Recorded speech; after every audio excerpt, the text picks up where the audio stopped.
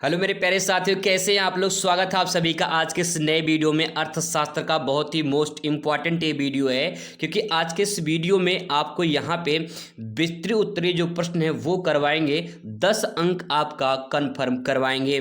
तो चलिए दोस्तों शुरुआत करते हैं। अच्छे तरीके से आपको समझाएंगे किस प्रकार से आप पूरा का पूरा नंबर प्राप्त कर सकते हैं। तो चलिए देखते हैं। सबसे पहले यहाँ पे पेपर पैटर्न आप देख लीजिए और क्वेश्चन समझने का प्रयास करिए। जैसे क्वेश्चन आपसे पूछ सकता है कि उत्पादन की लागत को परिभाषित कीजिए, औसत लागत और सीमांत लागत के बीच संबंध को समझाइए। ऐसा क्वेश्चन आपको देखने को मिलेगा। फिर इस प्रकार से क्वेश्चन आपको देखने को मिलेगा। यहाँ पे क्वेश्चन का पैटर्न देख सकते हैं।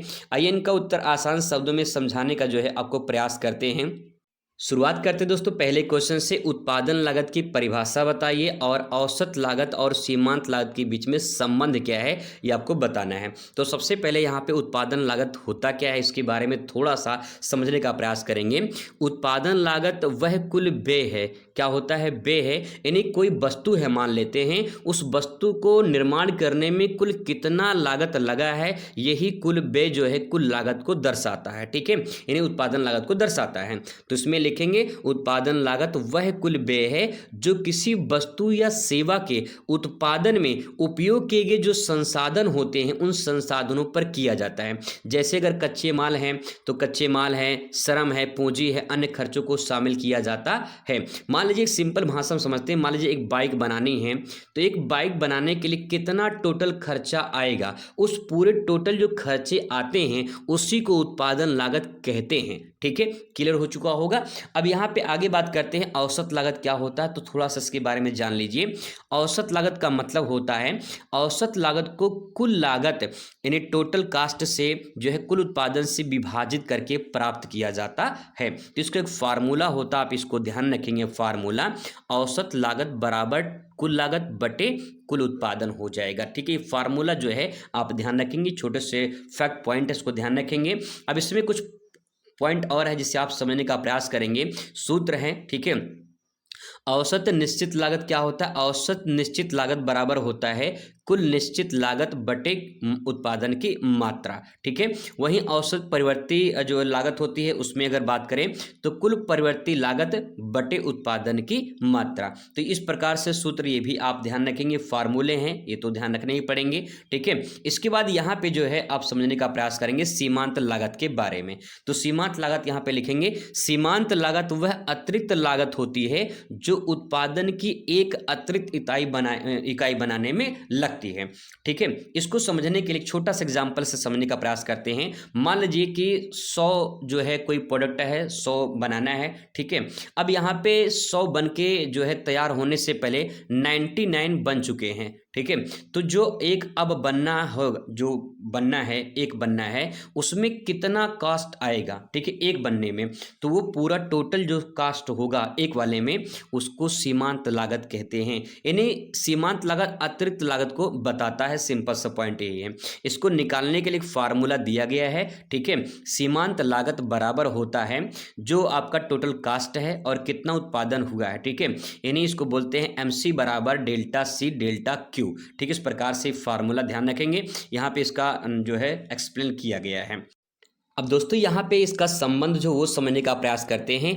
औसत लागत और सीमांत लागत का संबंध समझते हैं। ठीक है, देखिए औसत लागत को यहाँ पे AC कह सकते हैं आप, और जो सीमांत लागत है उसे आप MC कह सकते हैं। ठीक है, ये दोनों आप कोड भाषा समझिए। तो सीमांत जब लागत यहाँ पे लिखा है कि जब सीमांत लागत यानी सीमांत लागत मतलब MC औसत लागत से कम हो, कम का मतलब औसत लागत यानी ज़्यादा होगा। ये आपका डायग्राम बन जाएगा, मतलब यहाँ पे आपका इस प्रकार से बना सकते हैं। ठीक है, यानी सीमांत लागत जो है औसत लागत से क्या हो जाती है? कम हो जाती है। इसका मतलब औसत लागत ज़्यादा होती है तो औसत जो है लागत क्या होता है? वो घट जाती है। ठीक है, क्लियर है यहाँ तक? यानी कहने का मतलब बहुत सिंपल है। यहाँ पे दोस्तों समझने का प्रयास करेंगे कि जब सीमांत लागत जो है यानी MC जो है औसत लागत से कम हो जाए, ठीक है, यानी AC ज़्यादा हो जाए, तो औसत जो लागत है वो आपकी घट जाती है। क्लियर है यहाँ तक। दूसरा पॉइंट देखिए, जब सीमांत लागत लिखा है यहाँ पे, जब सीमांत लागत यानी एमसी औसत लागत से ज़्यादा हो जाए, यानी अब आपका ये सिंबल बनेगा। ठीक है, इस प्रकार से इसको बॉक्स में कर दीजिए। तो यहाँ पे औसत क्या होगा, औसत लागत बढ़ती है। ठीक है, इस प्रकार से डायग्राम बना सकते हैं बढ़िया से।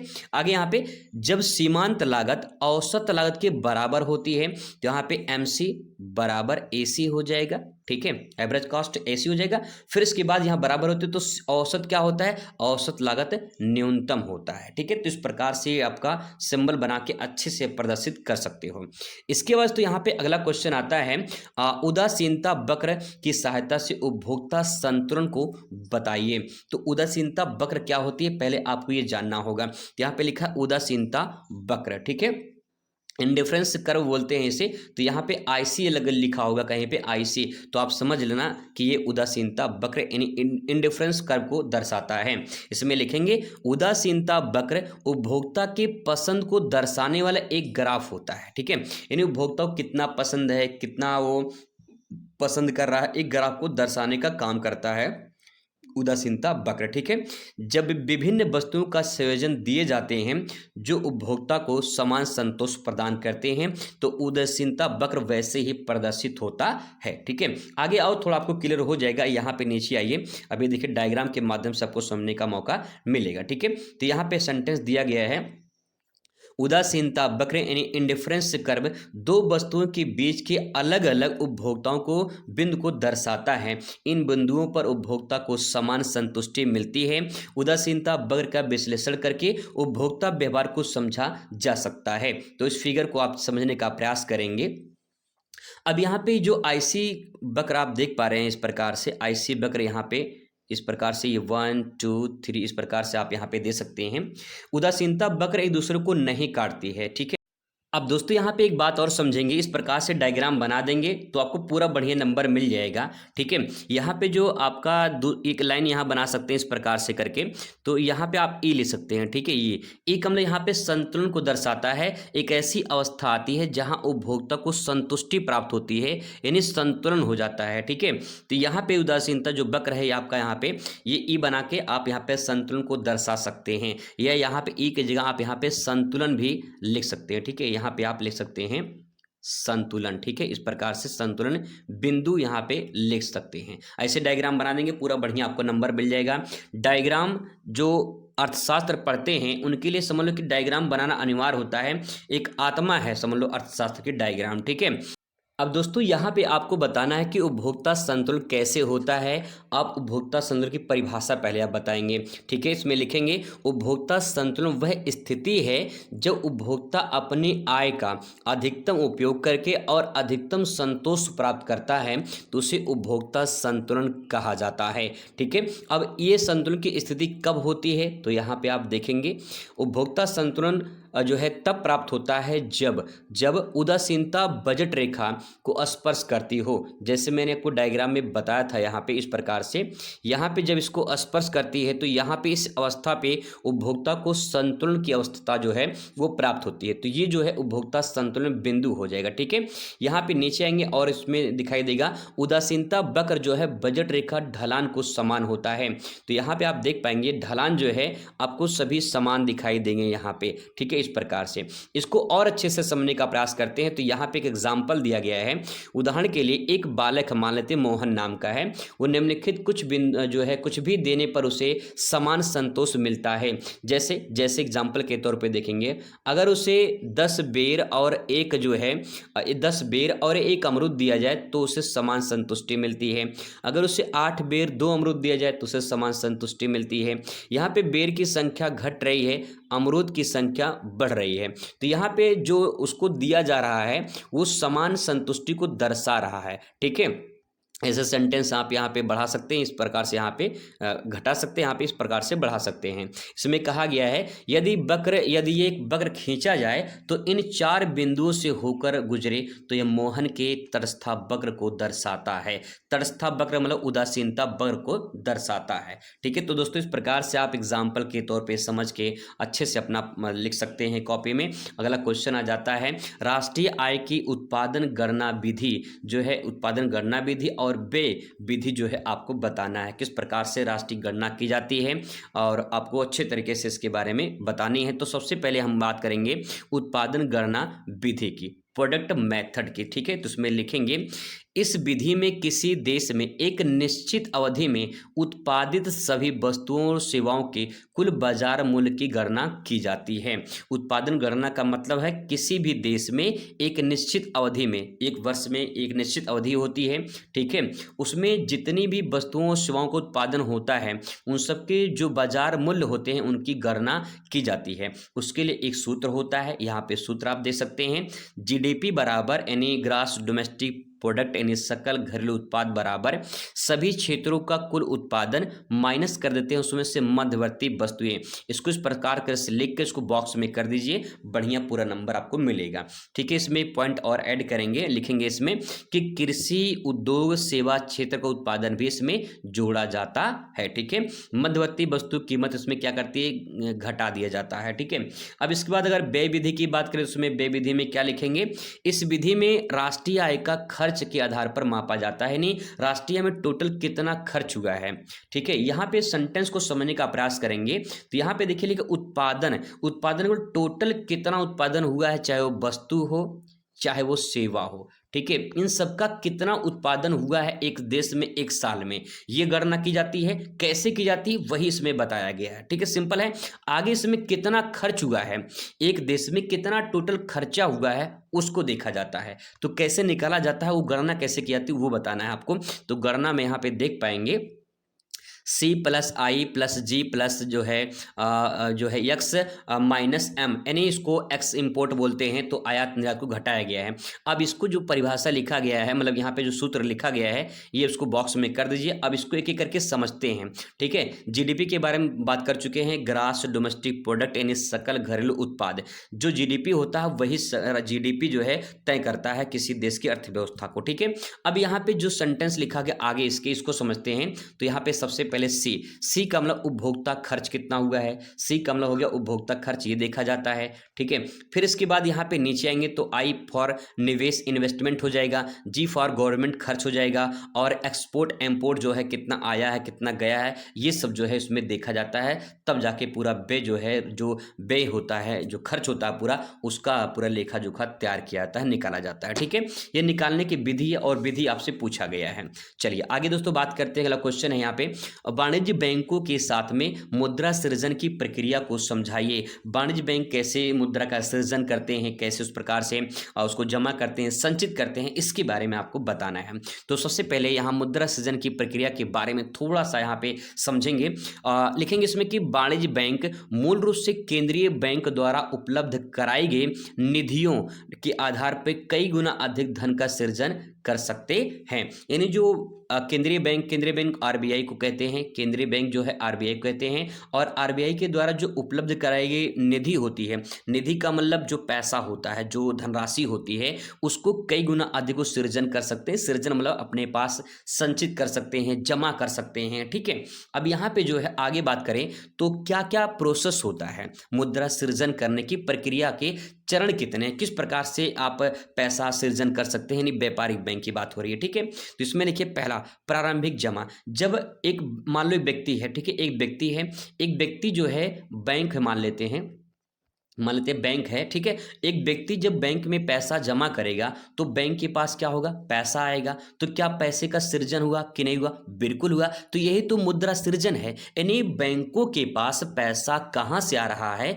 वही सृजन मुद्रा सृजन के नाम से जाना जाता है, ठीक है। तो यहाँ पे वही कहा गया कि प्रारंभिक जमा, यानी जब कोई व्यक्ति हो, जब बैंक में पैसा जमा करता है तो वह बैंक देता होती है, देता मतलब उसको जमा कर लेता है, फिर बाद में उसको अपना जो है पैसा उसको देता है किसी भी आवश्यकता पड़ने पर, ठीक है।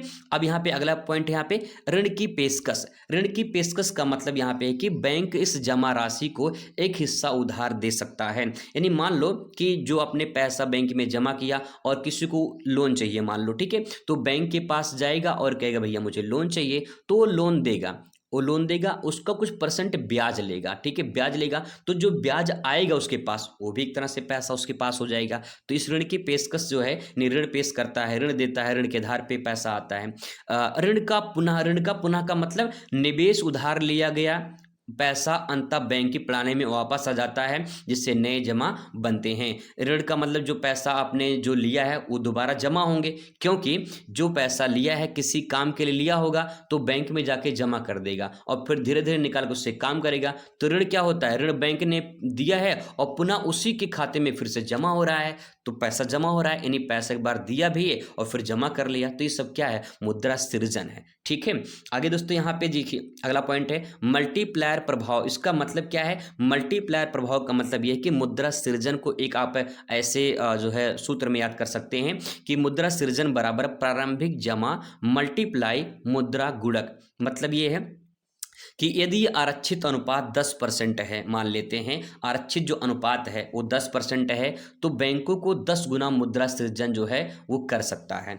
10% है तो 10 गुना मुद्रा सृजन कर सकता है। आरक्षित अनुपात का मतलब कि कितना पैसा अपने पास आरक्षित रखना है, रिजर्व रखना है, ठीक है, यही इसमें कहा गया है। ठीक है, तो आई होप आपको समझ में आया होगा। चलिए बात करते हैं अगले क्वेश्चन पर। जीएसटी के बारे में दोस्तों आपसे पूछा जा सकता है कि वस्तु और सेवा कर यानी जीएसटी, इसकी दृढ़ता क्या है, इसके बारे में आपसे पूछा जा सकता है। तो सबसे पहले जीएसटी का पूरा नाम गुड्स एंड सर्विस टैक्स हो जाएगा। ठीक है, यह 1 जुलाई 2017 को लागू किया गया था और यह एक अप्रत्यक्ष प्रणाली, कर प्रणाली है। 2 क्वेश्चन यहां से बनेंगे। पहला, जीएसटी का पूरा नाम, ठीक है, हिंदी और इंग्लिश में दोनों पता होना चाहिए। गुड्स एंड सर्विस टैक्स, वस्तु और सेवा कर, इसका लागू कब किया गया था, 1 जुलाई 2017 को। ठीक है, और ये कैसा कर है, अप्रत्यक्ष कर है। ठीक है, अब इसमें देखिए, इसमें उत्पाद शुल्क, सेवा कर, वैट, केंद्रीय बिक्री, प्रवेश कर आदि की जो है सहमति से किया गया है। अब इसकी क्या विशेषताएं हैं, तो विशेषताएं में लिखिए, एक राष्ट्र एक कर, पूरे भारत में एक समान कर व्यवस्था है। ठीक है, मल्टी स्टेट टैक्स यानी उत्पादन से लेकर जो है उपभोक्ता तक केवल मूल्य वर्धन पर ही कर देंगे। इसके बाद है नेक्स्ट, इनपुट टैक्स क्रेडिट, मतलब ये इसमें लिखेंगे कि पिछले चरणों को जो कर होते हैं उनका लाभ आगे कौड़ियों के रूप में जो है मिलता है। इस प्रकार से ये भी आप इसमें ऐड कर सकते हैं। ठीक है, इसके बाद कुछ और बातें इसमें लिखेंगे, जैसे कि जीएसटी पुरानी कर व्यवस्था से कैसे श्रेष्ठ है। ये अगर आपसे क्वेश्चन पूछ ले कैसे श्रेष्ठ है तो उसके बारे में आप लिखेंगे 2 लाइन।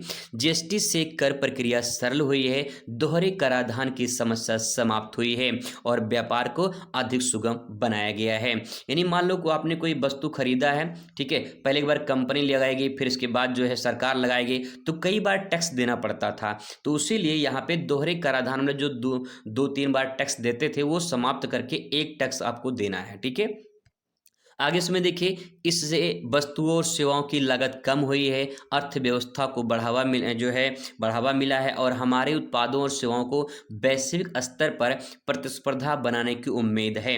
जीएसटी भारत को एक समान कर दरों प्रक्रिया के साथ आम राष्ट्रीय बाजार जो है बना देना और आर्थिक बाधाओं को दूर करना, जिससे राष्ट्रीय स्तर पर एकीकृत अर्थव्यवस्था मार्ग प्रशस्त हो सके।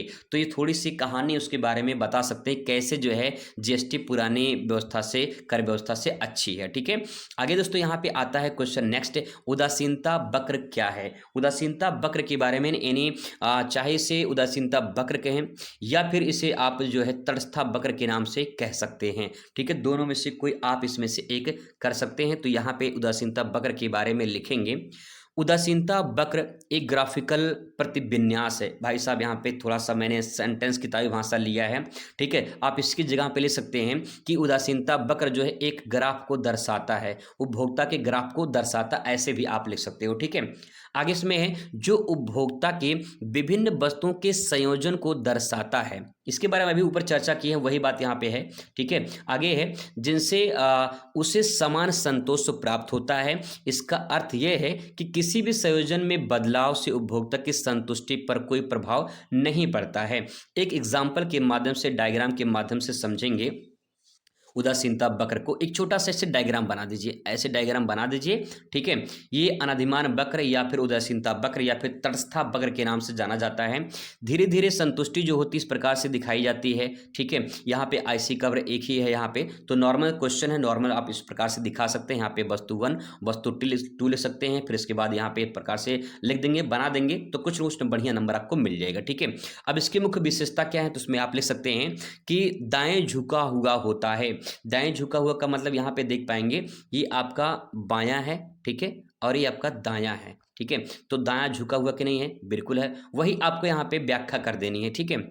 आगे यहाँ पे है, यदि इसमें लिखा कि अधिक उपभोग अधिक संतोष देता है, अधिक उपभोग अधिक संतोष देता है। यानी अगर आपको मान लीजिए भूख लगी है, आपको भूख लगी है तो आप जितना अधिक खाएंगे, मतलब जितना आपको संतुष्टि प्राप्त हो, जितना आप खाएंगे उतना ही ज़्यादा संतुष्टि मिलेगी, एक लिमिट में, दायरे में, ठीक है। जैसे मान लो कि आपको 10 अनार दिया जाए तो 10 अनार आप खा लेंगे, या फिर मान लो 5 रोटी दिया जाए, आपको भूख लगी 5 रोटी आप खा गए, तो 5 रोटी खाएंगे तो आपको पूरी संतुष्टि मिलेगी। मान लीजिए भूख बहुत तेज लगी है, आपको 1 रोटी केवल दिया जाए तो क्या अधिक संतोष मिलेगा? नहीं मिलेगा, ठीक है। तो जितना भूख हो उतना ही अगर उपभोग किया जाए तो संतोष अधिक प्राप्त होता है, ठीक है। नेक्स्ट देखिए, नेक्स्ट है यहाँ पे कॉन्वेक्स होता है, यानी जो मंदाकार दिखाई देता है, इन उपभोक्ता को वस्तुओं के बदले त्याग करना पड़ता है। यानी जो आपका यहाँ पे है ये आपका ऐसे यहाँ पे कॉन्वेक्स यानी अवतल टाइप का यहाँ पे दिखाई देता है, ठीक है। आगे आते हैं यहाँ पे अगले पॉइंट पर, करा कि आपस में नहीं काटते हैं, दो वक्र को मिलने से जो है व्यवहारिक नहीं होती है। यहाँ पे अगर आईसी कर्व दूसरा बनेगा तो एक दूसरे को काटते नहीं है, ठीक है। आगे यहाँ पे है, नेक्स्ट है, उच्चतर वक्र जो है अधिक संतोष दर्शाता है और ऊपरी वक्र अधिक संतोष को दर्शाता है। यहाँ पे जो आगे सेंटेंस में बनेगा, जैसे यहाँ पे आईसी कर्व बनेगा तो जितना ये कर्व आगे बढ़ेगा, आईसी कर्व, ठीक है, मान लो 4 पे आ गया यहाँ पे आईसी कर्व, तो जितना ये अधिक बढ़ेगा उतना अधिक संतोष को दर्शाएगा, ठीक है। वही यहाँ पे अच्छे से बताया गया है। अब यहाँ पे कहा गया कि उदासीनता वक्र द्वारा उपभोक्ता को संतुलन कैसे दर्शाता है, तो ये इसके बारे में चर्चा हम लोग कर चुके हैं। यहाँ पे देख पाएंगे ये जो आपका ई वाला पॉइंट है यही आपका जो है उपभोक्ता संतुलन को दर्शाता है। तो ऐसे डायग्राम बना देंगे, सिंपल डायग्राम है, कोई बहुत बड़ी बात नहीं है, इस प्रकार से आप बनाइए, ठीक है। बनाने के बाद यहाँ पे आप गुड्स 1, ठीक है, यहाँ पे आप गुड्स 1 और यहाँ पे गुड्स 2 लिख दीजिए, ठीक है। फिर इसके बाद जो है इस प्रकार से बना के इसको मिला दीजिए और आईसी कर्व लिख दीजिए, बस सेंटेंस क्लियर हो जाएगा, ठीक है। अब दोस्तों इसमें आगे और आप लिख सकते हैं, जैसे यहाँ पे देखिए सेंटेंस है कि संतुलन की स्थिति प्राप्त करने की 2 शर्तें बताइए। तो 2 शर्तें यहाँ पे ले सकते हैं कि पहला है उदासीनता वक्र और बजट रेखा स्पर्श बिंदु। इसका मतलब यहाँ पे देखिए उदासीनता जो वक्र है वो आपका आईसी जो वक्र है ये उदासीनता वक्र है, और यहाँ पे आप जो देख पा रहे हैं ए और बी, ये लाइन, ये वाली लाइन, ठीक है, ये वाली लाइन, इसको नीले कलर से दिखा देते हैं। तो जो आपकी ये वाली लाइन है ये इसको बजट रेखा बोलते हैं, ये बजट रेखा है। और आपकी जो बजट है जहाँ पे आईसी कर्व दोनों मिलेंगे ई वाला पॉइंट पे, यही आपका संतुलन बिंदु हो जाएगा। यानी आपका जितना बजट था उतना आपने उपभोग किया और आपको यहीं पे अधिकतम संतुष्टि मिलती है। भाई अगर आपके जेब में मान लो 100 रुपये हैं तो 100 रुपये के बराबर से ही ना आप उपभोग करेंगे, अगर ज़्यादा करेंगे तो कर्ज में डूब जाएंगे, ठीक है। अगर मान लो उससे कम करते हैं तो शायद संतुष्टि ना मिल पाए। तो जितनी आपके पास बजट है उसके अकॉर्डिंग आप जहां आपको संतुष्टि मिलेगी वही आपका संतुलन बिंदु हो जाएगा, ठीक है। चलिए आगे देखते हैं दोस्तों, ये पॉइंट आपका क्लियर हो चुका है, ठीक है। सीमांत प्रस्थापन दर बराबर मूल अनुपात, इसका मतलब ये है कि यह दर्शाता कि उपभोक्ता कितनी इकाई को त्याग कर सकता है, यानी कितनी इकाइयां जो है वो अपना त्याग कर सकता है, इसके बारे में आप यहाँ पे लिख सकते हैं, ठीक है। आगे दोस्तों इसमें ग्राफ वगैरह के द्वारा कैसे बनाते हैं इसमें बताया गया है, जो मैंने आपको बता दिया है, सिंपल तरीके से बना सकते हैं। इसके बाद अगला क्वेश्चन आ जाता है यहाँ पे मांग की लोच और उसकी प्रतिशत रीति क्या है ये आपको बताना है। ये थोड़ा सा डिफिकल्ट क्वेश्चन है जो हर कोई नहीं बताता है, थोड़ा सा समझने का प्रयास करेंगे तो आपको समझ में थोड़ा बहुत आ जाएगा और अच्छे से आप लिख पाएंगे, ठीक है। तो मांग की लोच में इसमें लिखेंगे मांग की लोच। मांग की लोच से तात्पर्य है कि किसी वस्तु की मांग उसके मूल्य में परिवर्तन के प्रति कितनी संवेदनशील है, ये मांग की लोच को बता रहा है, ठीक है। एक बार फिर से देखिए, कह रहा है कि मांग की जो लोच है, ठीक है, इलास्टिसिटी ऑफ डिमांड, ये मांग की लोच तात्पर्य है कि वस्तु की जो मांग है उसके मूल्य में परिवर्तन के प्रति कितनी संवेदनशील है, यही दिखाता है। यानी एक आपने देखा होगा, पढ़ा भी होगा कि अगर कीमत जो है, अगर कीमत मान लेते हैं बढ़ जाती है तो कीमत बढ़ेगी तो मांग क्या होगा, मांग बढ़ेगी या घटेगी, मांग जो है वो घट जाएगी। ठीक है, अगर कीमत घट जाती है तो मांग बढ़ जाती है। यही मांग की लोच को दर्शाता है, मांग के नियम को दर्शाता है कि कैसे आप जो है इस प्रकार से लिख सकते हैं इसको। आगे इसमें आगे नेक्स्ट आएंगे तो यहाँ पे जो है थोड़ा सा डायग्राम के माध्यम से समझने का प्रयास करेंगे इसको। यहाँ पे पहला पॉइंट कैसे इसको नाप सकते हैं, तो पहला है अनुपातिक या प्रतिशत विधि के द्वारा। तो प्रतिशत विधि में इसमें क्या लिखेंगे आप लोग, इस रीति का प्रतिपादन फ्लक्स द्वारा किया गया है। इस विधि के अनुसार मांग की लोच निकालने के लिए मांग में होने वाले अनुपातिक या प्रतिशत परिवर्तन को कीमत के अनुपातिक या प्रतिशत परिवर्तन द्वारा भाग दिया जाता है। तो ये जो सूत्र यहाँ पे लिखा गया है यही इसका मेन सूत्र है और यही फैक्ट पॉइंट है।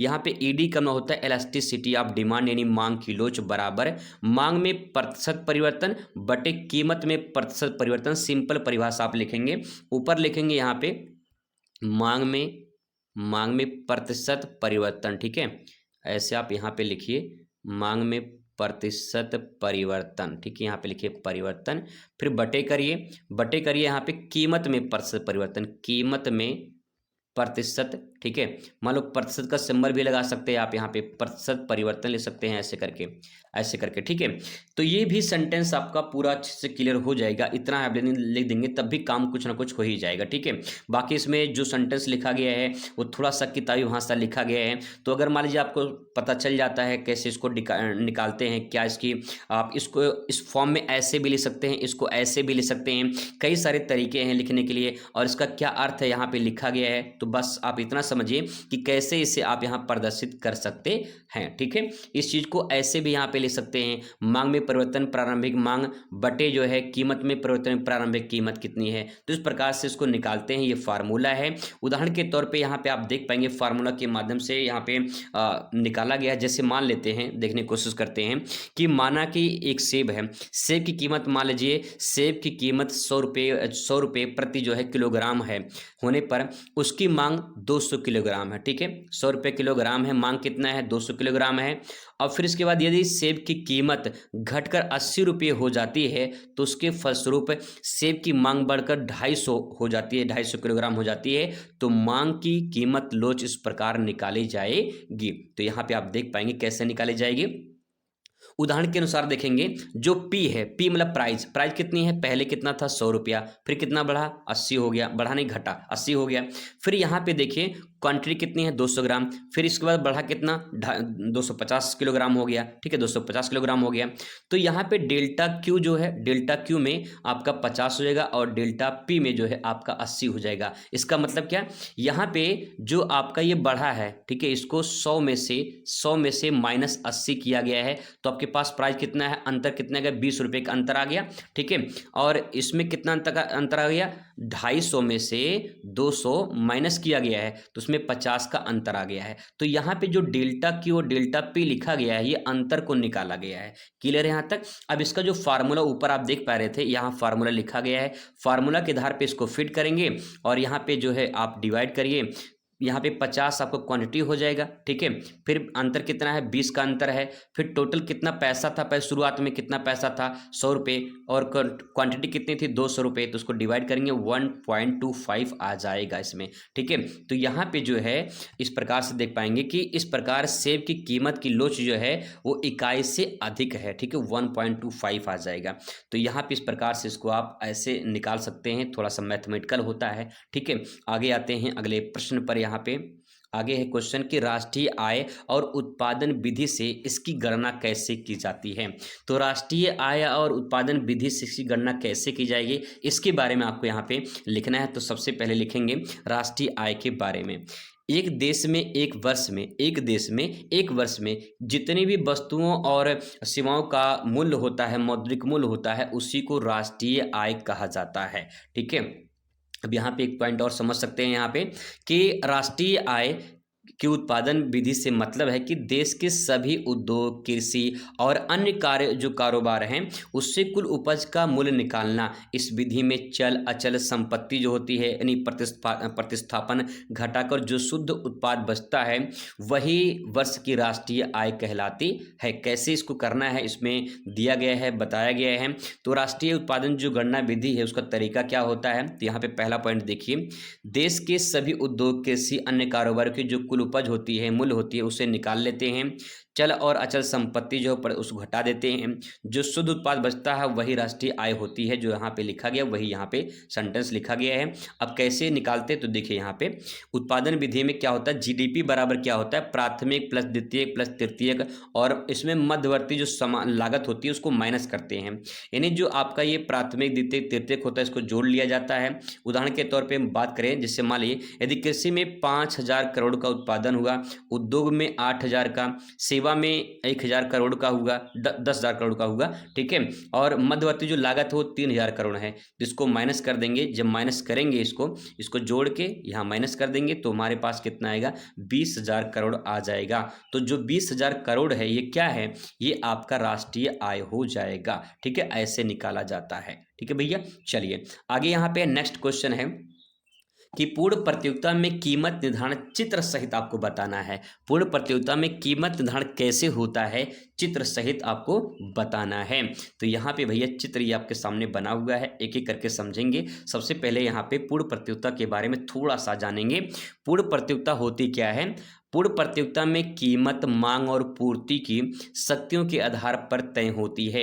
मांग और पूर्ति जितना होगा वैसे ही जो है आपकी कीमत तय होती है। यह कीमत उस बिंदु पर तय होती है जब बाजार की मांग और पूर्ति बराबर हो जाती है। ठीक है, बाजार की मांग और पूर्ति क्या होती है, बराबर होती है, उसी बिंदु पर कीमत तय कर दी जाती है। डायग्राम से समझें तो आपको थोड़ा बहुत समझ में आएगा। इस प्रकार से आप डायग्राम बनाएंगे, यहाँ पे डायग्राम दे सकते हैं कैसे बनाया गया है। ठीक है, तो यहाँ पे देखिए आपका जो सेंटेंस लिखा गया है, औसत आय और सीमांत आय। औसत आय का मतलब यहाँ पे आपका हो जाएगा AR हो जाएगा। ठीक है, सीमांत आय पे यहाँ पे MR हो जाएगा। तो यहाँ पे लिखा गया है सेंटेंस AR MR हो जाएगा। तो यहाँ पे जो है आपका जो P है, ये जो P दिखाया गया है यहाँ पे सेंटेंस में, इस प्रकार से यहाँ पे एक लाइन खींचिए। ठीक है, और यहाँ पे आपका जो AC लाइन है और ये जो है आपका MC लाइन है, यानी ये औसत लागत है और ये सीमांत लागत है। जहाँ पे एक दूसरे को काटेंगे वहीं पे आपका जो है AR और MR बराबर हो जाएगा, यानी कीमत जो है आपका यहीं पे ई पे तय हो जाएगा। ठीक है, तो इस प्रकार से डायग्राम, ये भी डायग्राम सिंपल है, बना सकते हैं। ऐसे लाइन खींचिए, ठीक है, और फिर से लाइन, एक लाइन ऐसे इस प्रकार से खींच दीजिए। फिर यहाँ पे एक लाइन ऐसे यहाँ पे बनाइए और फिर एक लाइन ऐसे बनाइए। जहाँ पे संतुलन होता है वहीं पे दोनों को मिला दीजिए। ठीक है, तो AC और MC जहाँ एक दूसरे को काटते हैं वही आपका E पॉइंट हो जाएगा, यानी संतुलन बिंदु हो जाएगा। ठीक है भैया, चलिए आगे यहाँ पे लिख सकते हैं इसके बारे में थोड़ा सा, मूल्य निर्धारण कैसे होता है, कैसे क्या होता है। तो मांग और पूर्ति की शक्ति, बाजार मूल्य तय होता है। लंबी अवधि में कंपनियां समान लाभ और अर्जित करती हैं। चित्र आपके सामने वहां पे दिया गया है, आप इसको देख सकते हैं। यहाँ पे बताया गया है, एक्सप्लेन किया गया है कि X अक्ष पर मात्रा और Y अक्ष पर मूल्य दर्शाया गया है। बाजार जो संतुलन बिंदु है वो ई मांग को आपूर्ति को दर्शाता है, वहीं पे मिलती है। ठीक है, आगे है नेक्स्ट क्वेश्चन आपके सामने है, औसत उपभोग प्रवृत्ति और सीमांत उपभोग प्रवृत्ति के बारे में आपको बताना है। तो सबसे पहले यहाँ पे औसत उपभोग प्रवृत्ति के बारे में लिखेंगे। तो यह लिखेंगे कि यह आय का वह हिस्सा है जो उपभोग पर खर्च किया जाता है, औसत उपभोग प्रवृत्ति। आगे है, यह कुल उपभोग और कुल व्यय का अनुपात होता है। कितना उपभोग हुआ है और कितना कुल आय है, इसी का अनुपात होता है। यानी यहाँ पे अगर C को दर्शाएं, ठीक है, फिर यहाँ पे इनकम को दर्शाएं, तो जो इसका अनुपात होता है यही आपका औसत उपभोग प्रवृत्ति को दर्शाता है। नेक्स्ट है, घरेलू खर्च करने की आदतों को समग्र तस्वीरें देता है, जो कितनी खर्चे होती हैं वो इसको बताता है। ठीक है, आगे है, यह समय के साथ साथ घरों के औसत व्यवहार को भी दर्शाता है, कितना खर्चा हो रहा है, कितना उपभोग किया जा रहा है। ठीक है, आगे है, सीमांत उपभोग प्रवृत्ति में लिख सकते हैं, यह आय में बदलाव के प्रति उपभोग की प्रतिक्रिया को बताता है, कितना उपभोग में बदलाव हो रहा है। अगर आय में बदलाव होगा तो उपभोग में परिवर्तन जरूर होगा, प्रतिक्रिया में बदलाव होगा। अगर मान लीजिए आपकी आय 10,000 है, ठीक है, और 10,000 है, और मान लीजिए अगर 1 लाख हो जाए तो कहें कि उपभोग भी आपका उसी प्रकार से परिवर्तन हो जाएगा। ठीक है, आगे है वो उपभोग में परिवर्तन आय में परिवर्तन का अनुपात होता है। तो जो सीमांत उपभोग प्रवृत्ति है ये उपभोग में परिवर्तन और आय में परिवर्तन को दर्शाता है। अगला है खर्च में अल्पकालिक परिवर्तन पर ध्यान केंद्रित करता है, कितने कितने खर्चे हो रहे हैं उन सबको लेखा जोखा रखता है। ठीक है, नेक्स्ट यहाँ पे है कि किसी निश्चित समय पर विशिष्ट परिस्थितियों के आधार पर भिन्न भिन्न हो सकता है, अलग भी हो सकता है किसी विशिष्ट परिस्थिति में। जैसे मान लो कोई आपदा आ गई, समस्या हो गई तो पैसा ज़्यादा खर्चा हो जाएगा। ठीक है, तो उसमें कहीं की विपत्ति आने पर समस्या हो जाती है, आय में परिवर्तन देखने को मिल जाएगा और आपके उपभोग पर भी प्रभाव पड़ेगा। ठीक है, आगे इसमें नेक्स्ट दोस्तों यहाँ पे डायग्राम दिया गया है, जैसे उपभोग प्रवृत्ति यहाँ पे दिया गया है। तो देखिए उपभोग प्रवृत्ति में औसत उपभोग प्रवृत्ति ये हो जाएगा, सीमांत उपभोग प्रवृत्ति ये हो जाएगा। तो आप यहाँ पे जो है एक फार्मूला ले सकते हैं, एपीसी बराबर यानी औसत उपभोग प्रवृत्ति C/Y हो जाएगा। ठीक है, फिर यहाँ पे आपका सीमांत उपभोग प्रवृत्ति में डेल्टा C/डेल्टा Y हो जाएगा। अगर इसको बात करें यहाँ पे तो आप इस फॉर्म में इसको ऐसे देखेंगे, कैसे इसको हल करके निकालते हैं तो ये फार्मूला आपका हो जाएगा, ये फार्मूला है। ठीक है, अगर वहीं बात करें मान लीजिए एग्जाम्पल के तौर पे कि उपभोग की मात्रा 300 है मान लेते हैं। ठीक है, और आय की मात्रा कितनी है 500 है, तो यहाँ पे जो है ये कितना आएगा आपका, यहाँ पे 60% जो है ये आ जाएगा। इसको जो है 0.6 भी कह सकते हैं। ठीक है, या फिर इसको 100 से मल्टीप्लाई करेंगे तो 60% आपका भी आ जाएगा। तो इस प्रकार से उसको निकाला जाता है ऐसे। अगर सीमांत उपभोग प्रवृत्ति की बात करें तो मान लीजिए कि यहाँ पे डेल्टा से उपभोग में वृद्धि कितनी हुई है 50 हुई है। ठीक है, और यहाँ पे जो आय में वृद्धि हुई है 200 हुई है। तो यहाँ पे जो है इसको निकालेंगे जब तो यहाँ पे 0.25 आएगा, या फिर 100 से भाग देंगे तो 25% ये आ जाएगा। ठीक है, चलिए आगे देखते हैं यहाँ पे दोस्तों। इसके बाद जो है संबंध को आप यहाँ पे देख सकते हैं, एपीसी यानी औसत जो है आपका एपीसी का मतलब क्या होता है, एपीसी का मतलब होता है भैया यहाँ पे औसत उपभोग प्रवृत्ति। ठीक है, तो यहाँ पे देखिए एपीसी और एमपीसी यानी औसत बचत प्रवृत्ति के बीच संपूरक संबंध होते हैं। आय बढ़ने के साथ साथ एपीसी और एमपीसी दोनों में गिरावट देखने को मिलती है। एपीसी और एमपीसी दोनों एक से कम या बराबर हो सकते हैं। ये इसके कुछ संबंध हैं जो आप यहाँ पे लिख सकते हैं। यहाँ पे एक पॉइंट और दिया गया है, आप इसको लिख सकते हैं। इसके बाद जो है यहाँ पे एक डायग्राम दिया गया है, डायग्राम में आप इसको समझ सकते हैं कि जैसे यहाँ पे क्वांटिटी है, जैसे यहाँ पे इनकम है और यहाँ पे आपका कंजप्शन है यानी उपभोग है। तो देखिए यहाँ पे कैसे जो आपकी इनकम है वो बढ़ती है और यहाँ पे उपभोग जो है वो बढ़ता है। दोस्तों अगला प्रश्न आपके सामने कि स्थिर और परिवर्तन लागत में अंतर बताइए। तो देखिए एक सेंटेंस यहाँ पे लिखा गया है, स्थिर और परिवर्तन लागत। नाम से स्पष्ट है स्थिर लागत का मतलब कि जो स्थिर है। ठीक है, जो स्थिर है इसमें कोई बदलाव नहीं होता है, परिवर्तन नहीं होता है। ठीक है, और यहाँ पे लिखा है परिवर्तन लागत यानी इसमें क्या है, इसमें परिवर्तन देखने को मिलता है, बदलाव देखने को मिलता है। ये तो छोटी सी बात होगी, हिंट है समझने के लिए। अब इसके बारे में थोड़ा सा लिखेंगे, इसमें लिखेंगे स्थिर लागतें वे होती हैं, वे यानी खर्च होते हैं जो उत्पादन या बिक्री के स्तर पर नहीं बदलते यानी मतलब स्थिर रहते हैं। ठीक है, आगे देखिए जबकि परिवर्तन लागतें वे होती हैं जो उत्पादन के स्तर पर बदलते हैं। सिंपल सी बात है भाई, परिवर्तन का मतलब बदलना, स्थिर का मतलब भाई एकदम फिक्स होना। ठीक है, आगे देखिए स्थिर लागतों को निश्चित लागतें भी कहा जाता है क्योंकि वो निश्चित होती हैं। ठीक है, स्थिर लागतों के उदाहरण में जैसे किराया हो गया। ठीक है, एक निश्चित किराया लगता है कि भैया यहाँ से जा रहे हैं तो यहाँ पे 60 रुपये आपको लगेगा। ठीक है, फिक्स है वो। संपत्ति कर है, बीमा है, मूल्यह्रास है, अस्थायी कर्मचारी हैं जो जिनको वेतन मिलता है कि भैया आपको वेतन मान लो 1 लाख रुपये मिलेगा वेतन, तो जो है आपको वेतन फिक्स हो चुका है, स्थिर है वो। ठीक है, तो इस प्रकार से कुछ चीज़ें ऐसी होती हैं जो स्थिर लागत होती हैं। अब यहाँ पे परिवर्तन लागत का मतलब जो बदलती रहती है, जैसे श्रम यानी मजदूरी बदलती रहती है, उपयोगिता की व्यय कितना उपयोग करना है, कितना कहाँ कहाँ लगाना है, ये व्यय बदलता रहता है। कमीशन कभी 100 मिला, कभी 50 मिला, कभी कुछ मिला। कच्चा माल कभी कुछ है तो कभी कुछ है उसका रेट। ठीक है, तो ये सब जो है कहीं के बदलते रहते हैं। तो जो बदलते रहते हैं वो परिवर्तन लागत है, जो फिक्स होते हैं वो स्थिर लागत है। सिंपल। ठीक है, अब इसमें अंतर आप बता सकते हैं। अंतर में जो है आप यहाँ पे लिख सकते हैं जैसे कि स्थिर लागतें उत्पादन की मात्रा के बदलाव के बावजूद भी स्थिर रहती हैं, लेकिन परिवर्तन लागत उत्पादन की मात्रा के बदलाव में मुताबिक बदलती रहती हैं।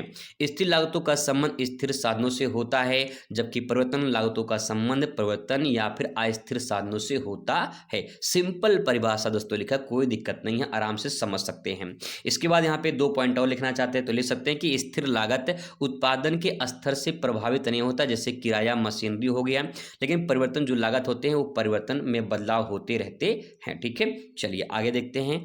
अगला क्वेश्चन यहाँ पे, कुल लागत वक्र चित्र द्वारा स्पष्ट कीजिए। तो कुल लागत वक्र होता क्या है, टोटल कास्ट कैसे इसको निकालते हैं। तो टोटल कास्ट जो होता है FC प्लस VC होता है। FC VC क्या होता है अभी आगे आपको पता चलेगा। ठीक है, आगे देखिए इसमें इसके बारे में थोड़ा सा आप यहाँ पे लिखेंगे कि कुल लागत जो वक्र होता है वो किसी कंपनी को किसी निश्चित उत्पादन स्तर के लिए जितना, ये यहाँ पे गलत सेंटेंस लिखा गया, जितना जो लागत होता है वो जो कुल लागत होती है उसी को दर्शाता है। यह उत्पादन के हर संभव स्तर को जुड़ी लागत को प्रतिनिधित्व करता है। कहने का मतलब ये है कि मान लीजिए कोई एक मशीन है, इस मशीन के निर्माण में कुल कितना लागत लगा है उस लागत को दर्शाता है कुल लागत। ठीक है, अब यहाँ पे थोड़ी सी कुछ चीजें हैं जो आपको समझना है। कुल लागत वक्र में 2 मुख्य वक्र शामिल होते हैं। पहला एक निश्चित लागत वक्र, दूसरा परिवर्तन लागत वक्र। निश्चित का मतलब वही स्थिर लागत, जैसे कि कुछ चीजें होती जो स्थिर होती हैं, ठीक है, स्थिर लागत हो जाएगा। और परिवर्तन का मतलब जो बदलते रहते हैं। कुल लागत जो वक्र होते हैं उसको बनाने का जो तरीका होता है वो कैसे आप बना सकते हैं, तो यहाँ पे आप कुछ चीजें हैं जो आप यहाँ पे देखेंगे। उत्पादन के हर संभव स्तर के लिए इनपुट की जो लागत होती है उससे न्यूनतम विकल्प जो है पता लगाते हैं और सभी लागतों को जोड़कर कुल लागत जो है निकाला जाता है। आगे इसको चित्र के माध्यम से समझने का प्रयास करते हैं। तो यहाँ पे सबसे पहले आपको क्या करना है, जो कुल लागत है वो ग्राफ पर दर्शाने के लिए उत्पादन मात्रा को एक्स अक्ष पे, यानी इस प्रकार से ग्राफ बनाएंगे तो यहाँ पे एक्स अक्ष हो जाएगा, यहाँ पे वाई हो जाएगा, यहाँ पे एक्स अक्ष पे यहाँ पे उत्पादन की मात्रा रहेगा। ठीक है, फिर वाई अक्ष पे यहाँ पे आपका यहाँ पे लागत हो जाएगा। ठीक है, इस प्रकार से बनाना है। तो यहाँ पे देखिए, यहाँ पे फिगर में यहाँ पे एक्स अक्ष पे क्या हो जाएगा, उत्पादन की मात्रा हो जाएगी। ठीक है, और जो लागतें हो जाएंगी वो आपका यहाँ पे वाई अक्ष पर हो जाएगा। ठीक है, फिर यहाँ पे देखिए, यहाँ पे जो टोटल कॉस्ट कुल लागत होती है वो यहाँ पे फार्मूला दिया गया है, TFC प्लस TBC। पहले इसका मतलब समझ लेते हैं फिर आगे बढ़ते हैं। तो यहाँ पे TC का मतलब हो जाएगा टोटल कास्ट, यानी कुल लागत कितनी है, पहला पॉइंट। दूसरा TFC कितना है, TFC का मतलब टोटल फिक्स्ड कॉस्ट, यानी कुल स्थिर लागत, पहला पॉइंट। दूसरा TVC का मतलब टोटल वेरिएबल कास्ट, यानी कुल परिवर्तन लागत, कुल स्थिर लागत, कुल परिवर्तन लागत। ठीक है, ये हो जाएगा। अब यहाँ पे एक एग्जांपल के माध्यम से भी समझाएंगे, पहले आप डायग्राम एक बार ऐसे बना लेंगे। ठीक है, तो यहाँ पे जो C वाली लाइन है यहाँ पे देखिए फिक्स है, यहाँ पे यानी स्थिर लागत क्या होती है, स्थिर जो लागत होती है वो फिक्स होती है। जैसे मशीन है, ठीक है, एक बार आप मशीन ले लीजिए, मशीन से उत्पादन करेंगे तो मशीन में जितना आपका खर्च लगा है वो फिक्स रेट है। ठीक है, तो यहाँ पे जो लाइन है TFC की वो एक सीधी लाइन रहेगी। ठीक है, अब यहाँ पे देखिए TBC की लाइन क्या है, TBC की जो लाइन है वो हमेशा बदलते रहते, कभी ऊपर कभी नीचे, कभी ऊपर कभी नीचे, कुछ इस प्रकार से इसका ग्राफ बनेगा। यानी TBC लाइन परिवर्तन को दर्शाता है, परिवर्तन लागत को। ठीक है, और टोटल जो कास्ट है वो यहाँ पे दिखाया गया है। अब इसको एक एग्जाम्पल के माध्यम से समझते हैं। मान लीजिए आपको 10 पेन बनाने हैं। ठीक है, एक एग्जाम्पल के माध्यम से समझें। मान लीजिए आपको 10 पेन बनाना है। ठीक है, 10 पेन बनाना है। 10 पेन बनाने के लिए जो आपका TFC है, TFC मान लेते हैं, ये मान लीजिए जो मशीन से आपने पेन बनाया है, मशीन का जो किराया है वो मान लेते हैं 100 है। ठीक है, जो स्थिर है वो 100 है। अब यहाँ पे आगे देखिए, आगे मान TVC यानी जो परिवर्तन लागत आपका, ठीक है, वो मान लेते 50 है। ठीक है, 50 हो जाएगा, 50 ले दीजिए भैया। अब यहाँ पे जो आपका फार्मूला है वो TC बराबर है TFC प्लस TVC है। तो यहाँ पे जो है आपका TFC कितना है, 100 है, 100 लिखिए। और TVC कितना है, प्लस TVC 50 है, 50 लिखिए। फिर इसके बाद जोड़िए, इसको 150 हो जाएगा। तो टोटल जो कास्ट है TC कितना आया, टीसी आपका आ गया 150, यही कुल लागत है, यही कुल लागत है भैया। और इसी प्रकार से निकाला जाता है, ऐसे ही दर्शाया जाता है। तो यहाँ पे जो 150 है वो आपको इस प्रकार से 150 पे दिखा देनी है। 100 आपका यहाँ पे ये 50 यहाँ परिवर्तन हो रहा है, और जो आपका फिक्स है यहाँ पे स्थिर लागत हो जाएगी। ठीक है, तो दोस्तों इस प्रकार से डायग्राम बना के अच्छे से प्रदर्शित कर सकते हैं। ठीक है, अगला क्वेश्चन दोस्तों यहाँ पे देखिए घुमा के पूछा है, अनधिमान वक्र क्या है, इसकी विशेषता के बारे में बताइए। इसके बारे में अभी हम लोग पढ़ रहे हैं, 2-3 बार इसके बारे में पढ़े हैं। अनधिमान वक्र या फिर इंडिफरेंस कर्व या तटस्था वक्र या उदासीनता वक्र, तीनों नाम एक ही है, तीनों का उत्तर एक ही होगा। अच्छे से इसको देख लीजिए, इसके बारे में चर्चा कर चुके हैं, ऊपर ही चर्चा किए हैं। तो इसके आप जो है इस प्रकार से आप यहाँ पे दे सकते हैं, अच्छे से इसको बनाया गया है। ठीक है, लिखा गया है, यहाँ पे फिगर भी बनाया गया है, फिगर के माध्यम से भी समझ सकते हैं। यहाँ पे ई पॉइंट दिखाया गया है, तो अच्छे से आप यहाँ पे बना सकते हैं। इसका उत्तर हम लोग कवर कर चुके हैं, बस क्वेश्चन का एक बार पैटर्न देख लीजिए किस प्रकार से घुमा के पूछा गया है। ठीक है, चलिए इसका पीडीएफ अगर आपको चाहिए तो पीडीएफ मैं आपको दे दूंगा। पीडीएफ के लिए एक नंबर है, आप इस पर मैसेज करेंगे तो मैं आपको व्हाट्सएप पे भेज दूंगा। ठीक है, 9250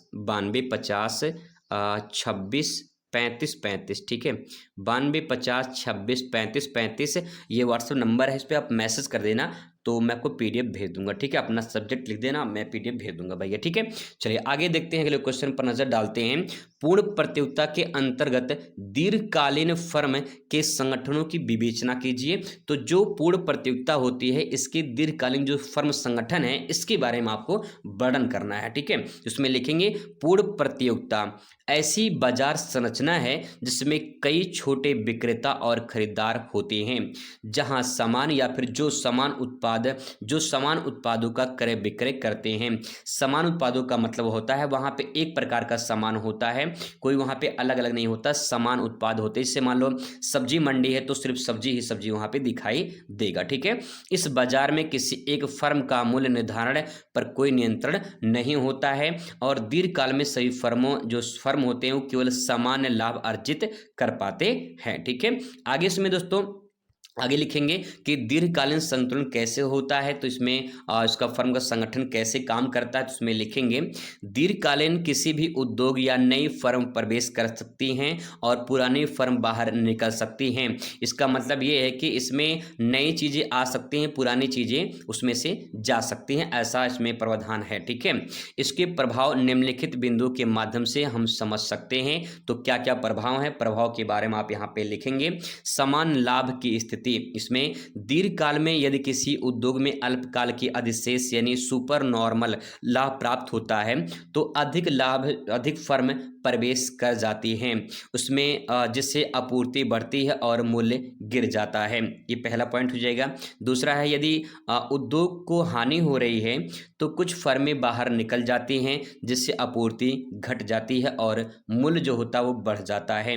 अंततः दीर्घकाल में केवल समान लाभ की स्थिर रह जाती है। ठीक है, आगे दोस्तों इसमें अगला पॉइंट है, इसमें लागत और राजस्व की जो है संतुलन देखने को मिलता है। तो इसमें कुछ पॉइंट है, इसके बारे में आप यहाँ पे लिख सकते हैं, जैसे कि दीर्घकाल में फर्म का संतुलन तब प्राप्त होता है जब औसत लागत बराबर होता है। ठीक है, आगे है इसका अर्थ यह कि कोई अतिरिक्त लाभ नहीं होता है, केवल उत्पादन लागत भरपाई होती है। ठीक है, ऐसे दोस्तों इसमें अगला पॉइंट यहाँ पे है दीर्घकालीन संतुलन की स्थिति, और यहाँ पे है संसाधनों का कुशलतम उपयोग देखने को मिलता है। तो उसके बारे में अपने सेंटेंस में भी एक बार पढ़कर लिख सकते हैं। ठीक है, ऐसे बहुत सारे सेंटेंस लंबे चौड़े लिखे गए हैं। अगला मोस्ट इंपॉर्टेंट क्वेश्चन आता है आपके पेपर में, यहाँ पे केंद्रीय बैंक और भारतीय रिजर्व बैंक के कार्य बताइए, क्या क्या काम होते हैं। ये केवल आपसे पूछ सकता है कि केंद्रीय बैंकों के कार्य क्या हैं, ऐसा भी पूछ सकता है। तो यहाँ पे आइए जानते हैं। सबसे पहले केंद्रीय बैंक के बारे में चर्चा करेंगे।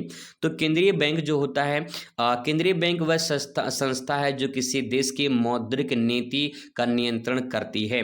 मौद्रिक नीति का मतलब जो पैसों का लेन देन होता है, पैसों का जो आवागमन होता है, उसका नीति निर्धारण नियम बनाने का काम केंद्रीय बैंक करता है, और बैंकिंग प्रणाली का संचालन भी करता है। इन्हें जितने भी व्यापारिक बैंक होते हैं, जैसे bank of Baroda, Punjab national bank, भारतीय स्टेट बैंक, ये सब जो बैंक होते हैं इनका संचालन करने का, इन्हें देख रेख करने का काम केंद्रीय बैंक का होता है। ठीक है, यह मुद्रा आपूर्ति, ब्याज दर और आर्थिक स्थिरता बनाए रखने महत्वपूर्ण भूमिका निभाता है। ठीक है दोस्तों, इसको एक एग्जाम्पल के माध्यम से आप समझ सकते हैं। जैसे मान लीजिए कि ये आप हैं, ठीक है। और यहाँ पे मान लेते हैं कि आपके पिताजी हैं, ठीक है, पिताजी मान लेते हैं। अब आपको मान लीजिए कोई आवश्यकता पड़ेगी पैसे की या किसी चीज़ की, तो आप किससे मांगेंगे? अपने पिताजी से मांगेंगे, ठीक है। आपके जो कोई नियम कानून होंगे, मतलब घर से बाहर जाना, आना जाना या कोई काम करना, आप किससे पूछेंगे? अपने पिताजी से पूछेंगे। यानी आपके लिए जो नियम कानून बनाएंगे वो कौन बनाएंगे? पिताजी बनाएंगे, पड़ोसी थोड़ी बनाएगा कोई, है ना। तो इसका मतलब ये है कि जैसे आपके पिताजी आपका देख रेख करेंगे, आपके लिए कोई नियम बनाएंगे, आपके लिए कोई काम करेंगे, तो जो आपके पिताजी काम कर रहे हैं इसको आप आरबीआई मान लीजिए, ठीक है, आरबीआई मान लीजिए। और जो ये आप है इसको मान लीजिए एसबीआई मान लीजिए, ठीक है, एसबीआई मान लीजिए। तो आरबीआई क्या करता है?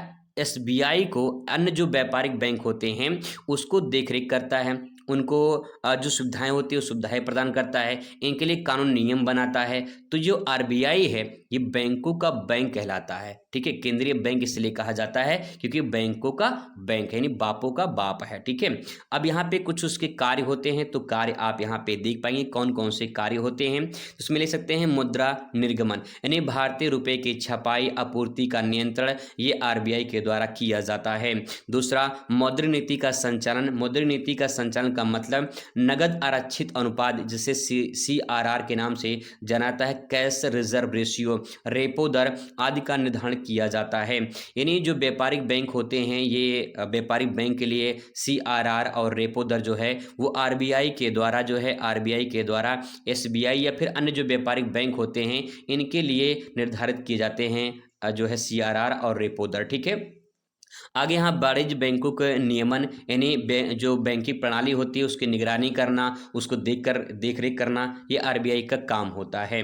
अगला है विदेशी मुद्रा का प्रबंधन करना, यानी विदेशी मुद्रा जो भंडार है इसको नियंत्रित करने का जो काम है वो आरबीआई के द्वारा किया जाता है, ठीक है। अगला है वित्तीय स्थिरता, इसमें लिखेंगे महंगाई और आर्थिक स्थिरता रोकने के लिए कदम उठाना, ये आरबीआई का भी काम होता है, ठीक है।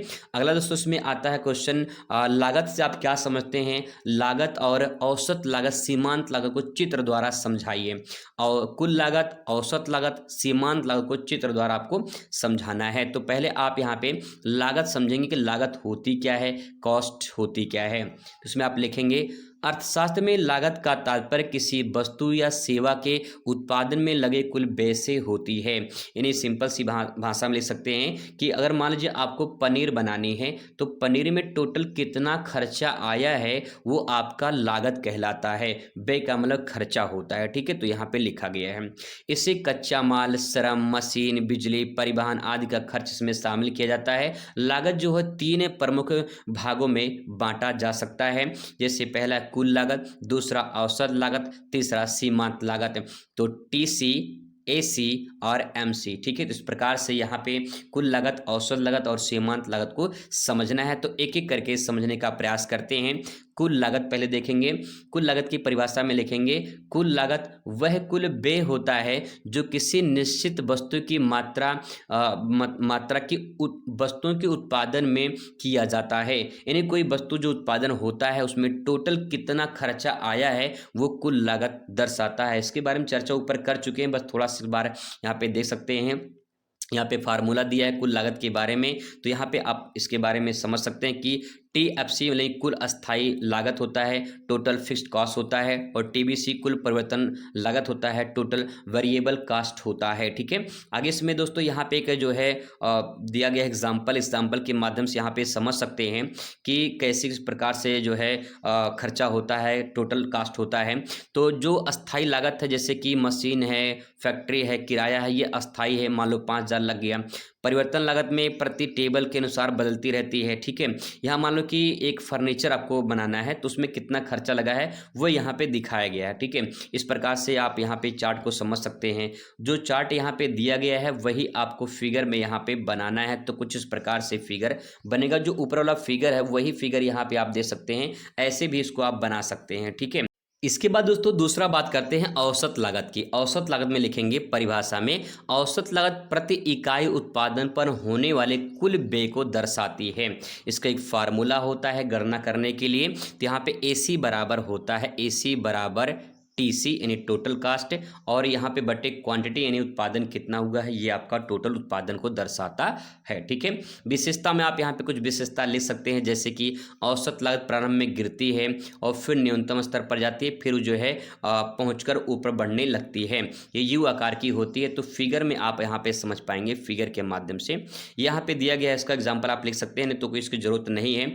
यहाँ पे आप देख पाएंगे इसमें दिखाया गया है एसी और एमसी को दिखाया गया है, औसत लागत और जो है सीमांत लागत को। इस प्रकार से पहले ऊपर रहेगा, फिर गिरेगा, फिर इसके बाद उठेगा, फिर इस पर ऐसे गिरेगा उठेगा। तो यहाँ पे जो मैंने आपको बताया था शुरू में आपको बताया 3 अवस्था बनती है कि यहाँ पे जब सीमांत लागत जो है, सीमांत लागत या तो ज़्यादा हो जाएगी औसत लागत से, या फिर जो सीमांत लागत होती है वो ज़्यादा हो जाएगी औसत लागत से, या फिर दोनों जो है सीमांत लागत यानी एमसी जो है वो आपका बराबर हो जाएगी एसी के। तो 3 अवस्था यहाँ पे दिखाया गया है। यहाँ पे जहाँ पे दूसरों को काटते हैं यहाँ बराबर हो जाते हैं, ठीक है, और यहाँ पे एमसी जो है वो ज़्यादा हो जाती है, कभी कभी एसी ज़्यादा हो जाती है। तो इस प्रकार से जो है आप इस डायग्राम को बना सकते हैं और आसानी से समझ सकते हैं। ठीक है, इसके बाद तो यहाँ पे आ जाते हैं सीमांत लागत पर। तो सीमांत लागत क्या होती है? सीमांत लागत अतिरिक्त एक जो लागत होती है उसको दर्शाता है, यानी सीमांत लागत अतिरिक्त इकाई उत्पादन करने में जो लागत होती है उसको दर्शाता है। इसको आप फार्मूले में समझ सकते हैं। एमसी बराबर होता है डेल्टा टीसी बटे डेल्टा क्यू यानी कुल उत्पादन। तो इस प्रकार से यहाँ पे ये दिया गया है, कैसे इस प्रकार से परिभाषित कर सकते हैं। यहाँ पे अगर बात करें तो ये भी डायग्राम यहाँ पे दिया गया है, डायग्राम इसको बना सकते हैं आप लोग। फिगर की बात करें तो फिगर में जो है आपका एमसी ऐसे बनेगा, ठीक है, जो सीमांत लागत होती है इस प्रकार से आपका फिगर बनेगा। तीनों फिगर अगर एक साथ आपको दर्शाने तो आप तीनों फिगर एक ही साथ यहाँ पे देख पाएंगे। इस फिगर के माध्यम से समझिए, तीनों एक साथ दिखाया गया है। यहाँ पे देखिए दिखाया गया है उत्पादन लागत, ठीक है, जिसमें कुल लागत, सीमांत लागत और औसत लागत दिखाया गया है, और यहाँ पे उत्पादन की जो इकाइयाँ हैं वो दिखाया गया है। तो अब यहाँ पे देखेंगे तो सबसे पहले जो आपका टोटल जो कास्ट है इस प्रकार से देखिए बढ़ रहा है, ठीक है, बढ़ रहा है। सीमांत लागत देखिए यहाँ पे सीमांत लागत है और नीचे जो है आपका औसत लागत दिखाई दे रहा है। अब देखिए कभी जो है कभी सीमांत लागत नीचे होता है तो कभी ऊपर होता है, ठीक है, कभी बराबर होते हैं। तो उसका 3 सिचुएशन बनता है, यानी पहला बनता है एमसी इस प्रकार से ऐसे बनता है, यानी कभी सीमांत जो लागत वो ज़्यादा होती है, कभी सीमांत लागत कम होती है, एसी ज़्यादा हो जाती है, ठीक है, फिर कभी कभी एमसी बराबर एसी, ये दोनों हो जाते हैं, तीनों हो जाते हैं। तो 3 सिचुएशन आपका बनता है। तो यहाँ पे जो आप देख पाएंगे इसमें देखिए आपका जो ये पॉइंट है, ये वाला पॉइंट यहाँ पे जो दोनों मिल रहे हैं, ठीक है, ये आपका यहाँ पे ई हो जाएगा, यानी बराबर हो जाएंगे, यानी एमसी बराबर एसी हो जाएगा, ठीक है, ये हो जाएगा। अब फिर देखिए यहाँ पे नीचे है तो यहाँ पे एमसी जो हो जाएगा वो एमसी एसी से कम है, ठीक है, और फिर यहाँ पे जब ज़्यादा हो जाती है तो एमसी ज़्यादा हो जाती है, एसी कम हो जाती है। तो इस प्रकार से ऐसे यहाँ पे इसको डायग्राम बना सकते हैं। फिर इसके बाद दोस्तों यहाँ पे देखिए इसके बारे में थोड़ा सी व्याख्या कर सकते हैं। अगला क्वेश्चन यहाँ पे कि साख और साख के नियंत्रण के उपाय बताइए। तो आपको बताना है पहले साख होती क्या है, यानी क्रेडिट, यानी सिंपल भाषा में कहें ऋण किसे कहते हैं और इसको नियंत्रण करने के उपाय क्या हैं। तो सबसे पहले आप यहाँ पे लिखेंगे साख वह सुविधा है जिसके अंतर्गत बैंकों या वित्तीय संस्थाओं द्वारा व्यक्ति या कंपनी को उधार दिया जाता है, यानी आपको जो ऋण मिलता है वही आपका साख कहलाता है। अब इसके नियंत्रण करने के उपाय क्या क्या हैं। तो पहला है मौद्रिक उपाय, इसमें लिखेंगे रेपो दर में परिवर्तन। रेपो दर में परिवर्तन का मतलब ये है कि ब्याज दर बढ़ाकर या घटाकर साख नियंत्रण किया जा सकता है, ठीक है। आगे है CRR यानी नगद आरक्षित अनुपात, बढ़ाकर बैंकों को ऋण देने की क्षमता सीमित कर सकते हैं, इस प्रकार से नियंत्रण किया जा सकता है। अगला है गुणात्मक उपाय। गुणात्मक उपाय का मतलब ये कि एक सीमा निर्धारण किया जाए कि कितना कर्ज दे सकते हैं, यानी कुछ क्षेत्रों को ऋण देने की जो समय सीमा है वो तय किया जाए, कितनी सीमा यानी कितना कर्ज दे सकते हैं, 1 लाख 2 लाख 1 करोड़ 2 करोड़ कितना दे सकते हैं, ठीक है, उसका कोई नियम होना चाहिए। फिर नैतिक अनुनय का मतलब होता है कि बैंकों को नैतिक रूप से कम ऋण देने के लिए प्रेरित करना चाहिए, ठीक है। अब दोस्तों इसके बाद जो काफ़ी इंपॉर्टेंट क्वेश्चन है व्यष्टि अर्थशास्त्र और समष्टि अर्थशास्त्र में अंतर बताइए, तो अंतर पूछ सकता है। तो अर्थशास्त्र के दो प्रमुख शाखाएं हैं, व्यष्टि अर्थशास्त्र और जो है समष्टि अर्थशास्त्र। इनको जो है एक एक करके समझते हैं। तो सबसे पहले व्यष्टि अर्थशास्त्र के बारे में समझेंगे। व्यष्टि अर्थशास्त्र वह शाखा है जो व्यक्तिगत उपभोक्ता, उत्पादकों और बाजारों के व्यवहार में अध्ययन करती है। इसमें किसी विशेष उद्योग, फर्म या व्यक्ति के आर्थिक निर्णयों का विश्लेषण किया जाता है। ये माइक्रो इकोनॉमिक्स होता है, यानी छोटे चीज़ों का इसमें अध्ययन किया जाता है। आगे इसमें मुख्य अवधारणा क्या क्या है, यानी कौन कौन से चीज़ों का अध्ययन कर सकते हैं, कौन कौन सी बातें इसमें हैं। तो मांग और पूर्ति, उपभोक्ता का व्यवहार, उत्पादन एवं लागत, विभिन्न बाजार संरचना और प्रतिस्पर्धा, पूर्ण प्रतिस्पर्धा, एकाधिकार, मूल्य निर्धारण, ये सब इसके अंतर्गत हम अध्ययन करते हैं। ठीक है, उदाहरण के तौर पे यहाँ लिख सकते हैं कि यदि किसी व्यक्ति द्वारा मोबाइल खरीदना का निर्णय लिया जाता है तो वो आपका माइक्रो इकोनॉमिक्स में आएगा। एक कंपनी द्वारा उत्पाद की कीमत तय करना माइक्रो इकोनॉमिक्स में आएगा। एक रेस्टोरेंट होते हैं उसके लाभ हानि का विश्लेषण माइक्रो इकोनॉमिक्स में आएगा। ठीक है, इसके बाद यहाँ पे है नेक्स्ट है समष्टि अर्थशास्त्र। इसमें लिखेंगे समष्टि अर्थशास्त्र अर्थव्यवस्था के संपूर्ण स्तर पर आर्थिक गतिविधियों का अध्ययन करता है। इसमें राष्ट्रीय आय, महंगाई, बेरोजगारी, आर्थिक विकास, सरकारी नीतियां को विश्लेषण किया जाता है। यानी मैक्रो है, यानी इसमें बड़ी चीज़ों का अध्ययन किया जाता है। इसकी अवधारणा में जैसे राष्ट्रीय आय, महंगाई, मुद्रा नीति, बेरोजगारी, सकल घरेलू उत्पाद, राजकोषीय नीति, ये सब इसमें शामिल किए जाते हैं। उदाहरण के तौर पर जैसे किसी देश की अर्थव्यवस्था में महंगाई बढ़ने पर प्रभाव पड़ता है तो इसमें जो है ये माइक्रो में अध्ययन करते हैं। और सरकार द्वारा करों टैक्स में परिवर्तन जो होता है ये भी बड़े अर्थशास्त्र के अंतर्गत आता है। और किसी देश में जो बेरोजगारी है उसकी समस्या का समाधान करना भी ये माइक्रो इकोनॉमिक्स में आता है। ठीक है, अब दोनों में अंतर जो है जो आप वहां पे लिखे वही इसका अंतर रहेगा। तो अंतर जो है आप इस प्रकार से यहाँ पे अंतर लिख सकते हैं। जैसे अध्ययन का दायरा क्या है, इसमें व्यक्तिगत इकाइयों का या उपभोक्ता फर्म का उद्योग का अध्ययन किया जाता है। इसमें पूरे देश की अर्थव्यवस्था, इसमें देश, रोजगार, बेरोजगारी, गरीबी, इन सब का अध्ययन किया जाता है समष्टि अर्थशास्त्र में। अगर मुख्य मुद्दे की बात करें तो इसमें मांग और पूर्ति, उपभोक्ता व्यवहार, उत्पादन, इन सब का अध्ययन करते हैं। इसमें राष्ट्रीय आय, महंगाई, बेरोजगारी, जीडीपी आदि का अध्ययन करते हैं। ठीक है, नेक्स्ट है व्यक्ति बनाम प्रणाली। व्यक्ति बनाम प्रणाली का मतलब होता है कि व्यक्ति, उपभोक्ता और उत्पादकों के निर्णय से तय होता है। ठीक है, या केंद्रित होता है। इसमें पूरी आर्थिक प्रणाली का प्रदर्शन का विश्लेषण किया जाता है। सरकार की भूमिका के बारे में बात करें तो उसमें सीमित या मुख्यतः बाजारों पर बल निर्भर होता है और इसमें अधिक और नीतिगत हस्तक्षेप आवश्यक होता है। ठीक है, इसके बाद यहाँ पे निष्कर्ष लिखना चाहते हैं तो निष्कर्ष लिख सकते हैं। इसके बाद अगला क्वेश्चन आता है आपका यहाँ पे पूर्ण प्रतियोगिता, उसकी विशेषताओं के बारे में बताइए। तो पूर्ण प्रतियोगिता क्या होती है, इसमें एक पॉइंट लिख सकते हैं। एक बाजार संरचना है जिसमें अनेक विक्रेता और क्रेता होते हैं और किसी व्यक्ति का बाजार मूल्य पर नियंत्रण नहीं होता है। इसकी मुख्य विशेषता ये है कि अनेक विक्रेता और क्रेता होते हैं और इसके किसी विक्रेता का मूल्य पर प्रभाव नहीं पड़ता है। एक समान उत्पाद होता है, सभी फर्म समान उत्पाद बेचती हैं। ठीक है, आगे है पूर्ण जानकारी, सभी को कीमत और बाजार की पूरी जानकारी होती है। ठीक है, इसमें कोई प्रवेश में बाधा नहीं होती है। नई फर्में आसानी से बाजार में प्रवेश करती हैं, पुरानी फर्में जा भी सकती हैं। ठीक है, इसके बाद यहाँ पे समष्टि अर्थशास्त्र के विषय वस्तु, इसके बारे में क्वेश्चन पूछा जा सकता है या फिर समष्टि अर्थशास्त्र क्या है इसके विषय वस्तु पर संक्षिप्त टिप्पणी लिखिए या वर्णन कीजिए। तो समष्टि अर्थशास्त्र के बारे में लोग पढ़ चुके हैं। ठीक है, और इसके विषय वस्तु के बारे में तो यहाँ पे विषय वस्तु दिया गया है, जैसे राष्ट्रीय आय और उत्पादन, मौद्रिक मुद्रास्फीति और मौद्रिक नीति, रोजगार, बेरोजगारी, और फिर इसके बाद आर्थिक वृद्धि, विकास, सार्वजनिक वित्त और कर प्रणाली, ये सब इसके विषय क्षेत्र के अंतर्गत आते हैं। इसमें समष्टि अर्थशास्त्र सरकार की आर्थिक नीतियां, केंद्रीय बैंक की मौद्रिक नीतियां, अंतर्राष्ट्रीय जो व्यापार होते हैं, इन सभी का विषय का विश्लेषण किया जाता है। तो ये पूरा का पूरा पेपर दोस्तों है, आप इसके बारे में थोड़ा थोड़ा बना के लिखेंगे सेंटेंस तो आपको पूरा क्लियर हो जाएगा, पूरा बढ़िया नंबर आपको मिल जाएगा। आई होप आपको समझ में आ चुका होगा। मिलते हैं नेक्स्ट वीडियो में। Thanks for watching.